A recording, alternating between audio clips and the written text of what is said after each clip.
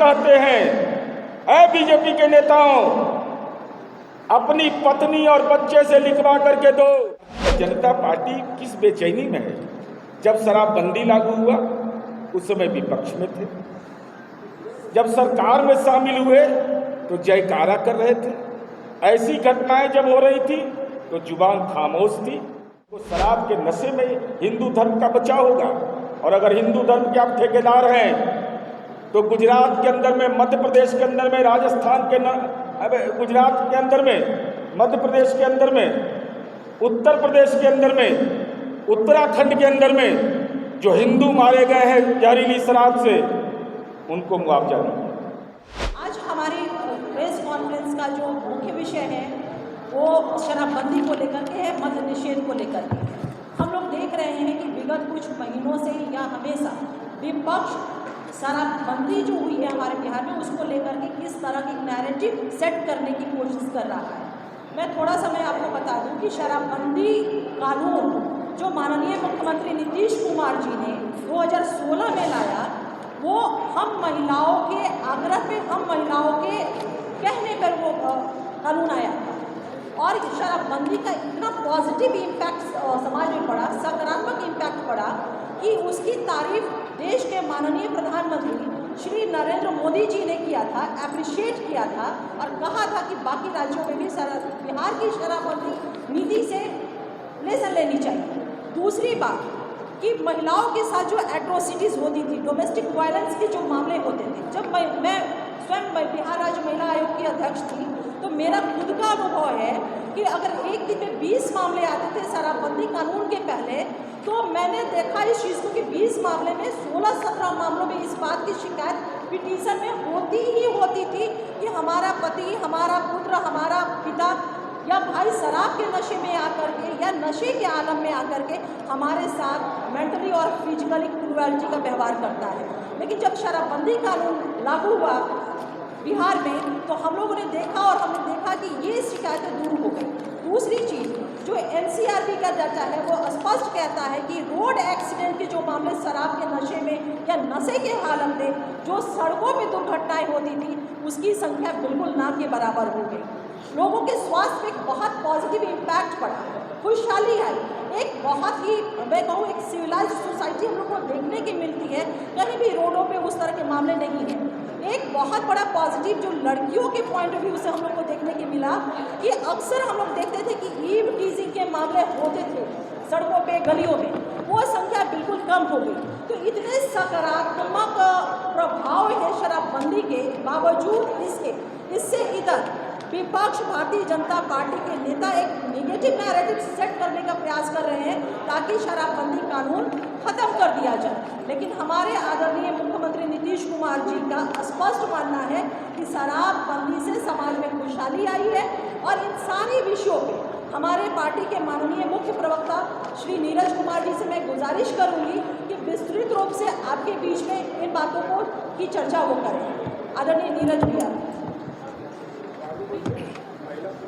अभी हमारी पार्टी के प्रवक्ता और हमारे पार्टी के प्रवक्ता कहने साथी लोग इस संवाददाता सम्मेलन में हैं और पृष्ठभूमि की चर्चा किया। मैं आज भारतीय जनता पार्टी के जो दूषित राजनीतिक मंशा है, जो भारतीय जनता पार्टी के मुंह में राम बगल में छुरी का जो राजनीतिक संस्कार है, मैं उस संदर्भ की चर्चा करना चाहता हूँ। और मैं भारतीय जनता पार्टी से यह जानना चाहता हूँ, क्या यह सही है कि आदरणीय प्रधानमंत्री नरेंद्र मोदी ने जब बिहार में महागठबंधन की सरकार थी तो उन्होंने कहा था कि मुख्यमंत्री नीतीश कुमार की शराबबंदी को लेकर जमकर तारीफ की और सभी को इस कहा कि हम तहे दिल से मुख्यमंत्री नीतीश कुमार जी को बधाई देते हैं और इस काम में केवल नीतीश कुमार या एक दल के प्रयास से ही सफलता नहीं मिलेगी। सभी राजनीतिक दल, सामाजिक संगठन और नागरिकों को इस जन जन का आंदोलन बनाने के लिए इसमें भाग लेना होगा। क्या भारतीय जनता पार्टी उसमें शामिल है या आदरणीय नरेंद्र मोदी की राजनीतिक दुर्दशा यह है कि बिहार भाजपा के नेता नरेंद्र मोदी को आंख इसलिए दिखा रहे हैं कि 2017 में नरेंद्र मोदी जी ने कहा था कि अगली बार ट्रंप सरकार, और ट्रंप गए जेल तो नरेंद्र मोदी का भी अपमान बिहार बीजेपी के नेता से हुआ। क्योंकि डोनाल्ड ट्रंप इनके आइकॉन थे और कितने घिनौने आरोप में वो जेल की सलाखों में बंद हो गए। तो ऐसी स्थिति में बिहार के बीजेपी के नेता हमारी समझ है कि अब नरेंद्र मोदी को आंख दिखा रहे हैं, कह रहे हैं आप कुछ भी बोलते रहिए, हम तो आलोचना करेंगे। तो कौन किसका नेता है यह बीजेपी को स्पष्ट करना चाहिए। नरेंद्र मोदी उनके नेता हैं या नहीं है। अगर नरेंद्र मोदी नेता है तो उनको यह स्पष्ट करना चाहिए। और भारतीय जनता पार्टी, चूंकि जब ये ह्यूमन चेन बना था, जहाँ तक मुझे स्मरण है, उस समय विपक्ष की पार्टी थी और उन्होंने कहा कि हम शराबबंदी जैसे अभियान में हम सरकार के साथ खड़े हैं। हम भारतीय जनता पार्टी से जानना चाहते हैं कि राज्य सरकार ने आपका पार्टी का संगठन का दावा है, विश्व की सबसे बड़ी पार्टी का दावा है, कह रहे हैं कि दुनिया में हम सबसे बड़ी पार्टी हैं, मिस कॉल से हम सदस्यता देते हैं। बताओ बीजेपी के लोगों, शराबबंदी के आप पक्ष में अगर हैं तो शराबबंदी के लिए जो टोल फ्री नंबर जारी हुआ था 15545 और 18003456 का कितना बार उपयोग किया, जिस पर अवैध शराब की अगर सूचना मिलती है तो टोल फ्री नंबर जारी किया था सरकार ने। अगर शराबबंदी के नीति के प्रति बीजेपी ईमानदार थी तो टोल फ्री नंबर का कितने बार इस्तेमाल किया। माननीय मुख्यमंत्री नीतीश कुमार जी ने बिहार के हर एक बिजली के पोल पर इसको लिखवा दिया कि आम लोग इसका इस्तेमाल कर सके। आप तो पन्ना प्रमुख बनाते हैं, शक्ति केंद्र चलाते हैं। तो जो अभी अंजू महाराज जी ने और हमारी पार्टी के महिला प्रवक्ता ने कहा कि महिलाओं की मांग पर शराबबंदी लागू किया गया, तो उन महिलाओं के सम्मान के लिए अगर शराब के कारोबार में कोई शामिल है तो बीजेपी का नेता बतावे, बीजेपी बतावे कितनी बार टोल फ्री नंबर का इस्तेमाल किया। अगर मन के अंदर ईमानदारी है तो उनको यह बताना चाहिए। और हम यह जानना चाहते हैं, आजकल मुआवजा पर बहुत प्रवचन दे रहे हैं। अरे नीतीश कुमार से सीखिए, 2016 में शराबबंदी लागू हुआ, कोई चुनाव के दृष्टिकोण से नहीं, मानवता के दृष्टिकोण से नीतीश कुमार जी ने निर्णय लिया कि 2016 से ऐसे जितने मामले प्रतिवेदित हैं, जो विभाग की नियमावली के अनुरूप उन्होंने यह कहा कि जिन लोगों को मुआवजा देना है उन लोगों को मुआवजा दिया जाएगा। लेकिन जब सत्ता में थे तब क्या हो गया था? जब 23 महीने के बाद आप आए, आदरणीय नरेंद्र मोदी और माननीय अमित शाह जी नीतीश कुमार जी के दरबार में हाजिरी लगाए और कहा हुजूर हम भी सरकार में शामिल होना चाहते हैं। जनादेश महागठबंधन के लिए था, लेकिन तत्कालीन परिस्थिति में 23 महीना में यू टर्न लिए नरेंद्र मोदी और यू टर्न लेकर के सरकार में शामिल हो गए। हम आदरणीय सुशील मोदी और भाजपा के नेताओं से जानना चाहते हैं, आप तो हिंदू धर्म के अलबमदार हैं ना, कितने बड़ा फर्जी हिंदू है ये सब, सो अंदाज लगाइए इन लोगों के बारे में। हम आपको जानकारी देना चाहते हैं, उस समय मुजफ्फरपुर के अंदर घटना हुई, वैशाली के अंदर घटना हुई, दूसरे जगह पर घटना हुई, सब सुन गया था मुआवजा को मांगने में। जब सत्ता में बैठ कर करके माननीय नीतीश कुमार जी के शराबबंदी की नीति की प्रशंसा करते थकते नहीं थे, तो उस समय सब सुन गया था। क्या हो गया था आप लोग को? क्यों नहीं इस सवाल पर आप लोग बोलते थे कि नहीं उस समय मुआवजा देने का प्रावधान करिए? तो उस समय तो मुआवजा की बात भी आपके दिमाग में नहीं आती थी। हम ये भारतीय जनता पार्टी से जानना चाहते हैं, आप तो एक देश एक कानून की बात करते हो, देश के अंदर बोलते हैं कि एक देश एक कानून, अरे कैसा फर्जी हिंदू हो कि गुजरात के अंदर में जब अवैध शराब 1958 से शराबबंदी लागू है, जब गुजरात में शराबबंदी लागू रहने के बावजूद वहां जब ऐसी घटना जब हुआ तो आपने क्या किया उसके लिए? अगर हिंदू है तो क्यों नहीं दिया उसको?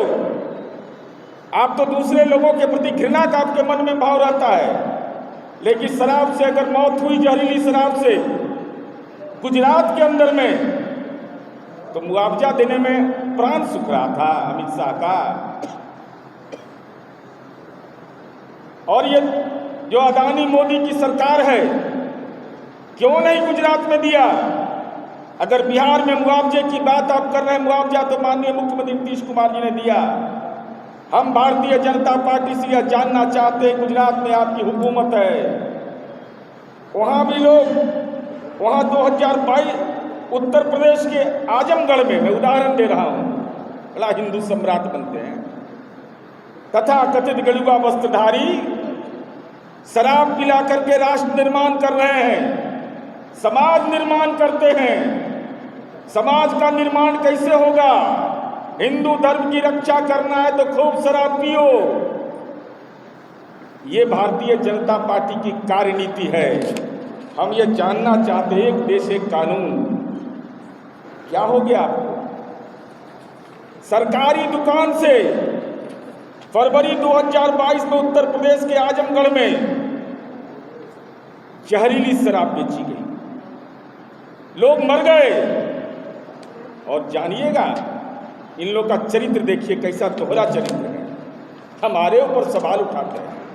अरे 1000 जन्म लेना होगा नीतीश कुमार की बराबरी करने के लिए बीजेपी के नेताओं को। हम ये जानकारी आपको देना चाहते हैं कि 2016 में जब अखिलेश यादव की सरकार थी, तो उस समय ऐसी घटना हुई थी तो 5 लाख रुपए मुआवजे के तौर पर घोषणा किया गया। हिंदू सम्राट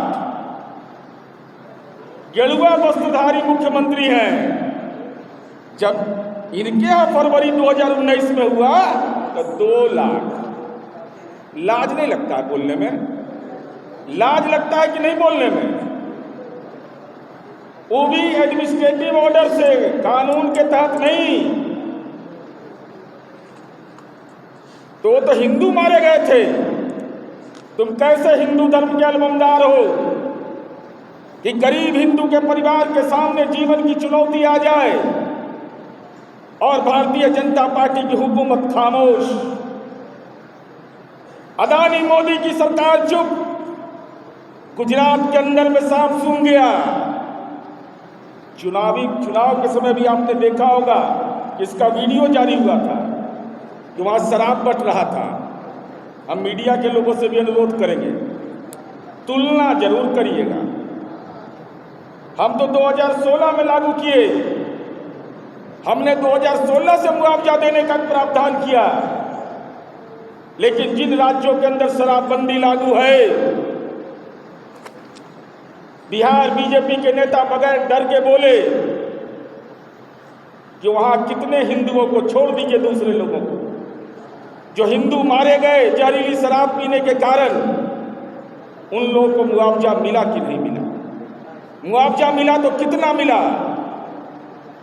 ये बिहार की जनता जानना चाहती है, क्योंकि आपको मुआवजा फोबिया हो गया है। हमारी सरकार तो इस दिशा में काम कर रही है, और एक दो उदाहरण नहीं है।